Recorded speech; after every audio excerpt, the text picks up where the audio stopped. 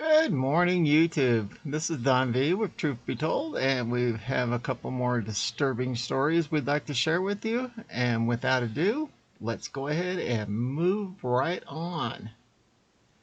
First one is reported by the New York Post. I trust everything they say. Yeah, them and the rest of the fake news. It says Cotton Crenshaw critical race theory whistleblower line has gotten hundreds of tips. A pair of GOP lawmakers who launched a whistleblower campaign last month for active military members to report critical race theory in diversity training programs say they have received hundreds of tips. Senator Tom Cotton, Republican of Arkansas, who set up the tip line with Representative Dan Crenshaw, Republican of Texas, in late May, made the revelation in a tweet Tuesday morning, adding, "The problem is real and worse than we thought. We've received hundreds of whistleblower complaints about critical race theory being pushed on our soldiers." The Arkansas senator wrote, "The problem is real and worse than we thought." Reps for Cotton did not immediately respond to the Post's request for comment on the exact number of tips as well as their nature. Reps for Crenshaw told the Post on Tuesday that their office had received well over 300 serious, credible complaints to the site. Two lawmakers, both military veterans, have been vocal in their opposition to the Defense Department's efforts to address extremism within its ranks, which became a priority in the wake of the January 6th Capitol riot, but appears to be injecting woke ideology into the military. A recently relieved Space Force commander claimed last month the Pentagon sent service members a video claiming that American and white people were evil. Lieutenant Colonel Matthew Lohmeyer told Fox News Hannity that the videos were sent out to every base and service member, and we were asked to watch them in preparation for our extremism down days and discussion on race. What is going on with America? We've done everything we can to not fight with people over their skin color. We're all red-blooded Americans. Why is the left pushing this so hard? Moving on, those videos, Lohmeyer added, taught that the country was evil and that it was founded in 1619 and not 1776, and that whites are inherently evil. Not. Lohmeyer did not specify when the videos were sent out beyond saying it had happened in the past 10 months and when I was in command of a unit. Defense Secretary Lloyd Austin ordered a 60-day stand-down of the entire U.S. military back in February to allow for commanders to address the threat.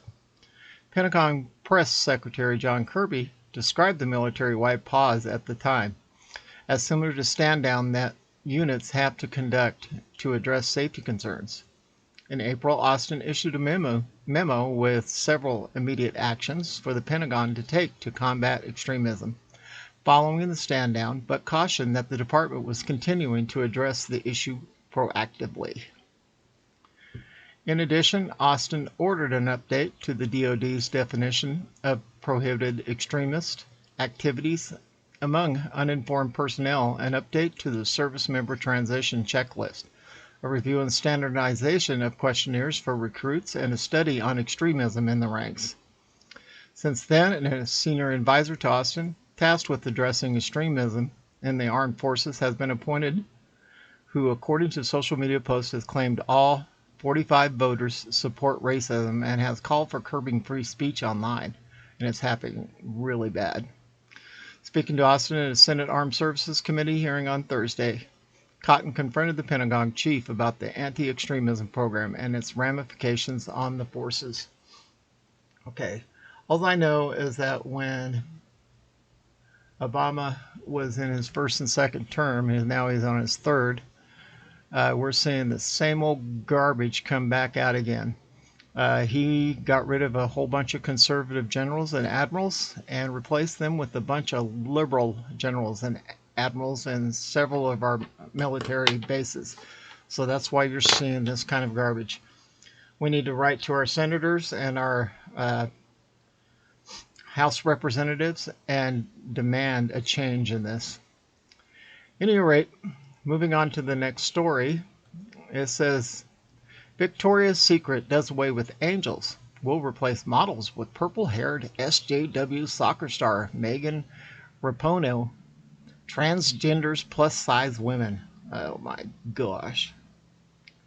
This should help the ailing lingerie retailer. Oh yeah. Victoria's Secret was once known for beautiful models strutting down the catwalk in angel wings and lingerie.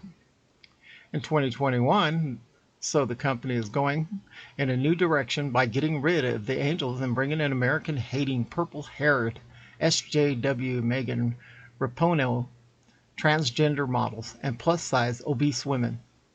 When the world was changing, we were too slow to respond. Martin Waters, the chief executive of Victoria's Secret, told New York Times, we need to stop being about what men want and to be about what women want. I have to remind my wife to never buy Victoria's Secret again. For decades, Victoria's Secret scantily clad supermodels optimized the height of femininity for millions. Now the lingerie giant is not just trying to redefine itself, but also the very idea of what sexy is, the New York Times said. I've known that we needed to change this brand for a long time.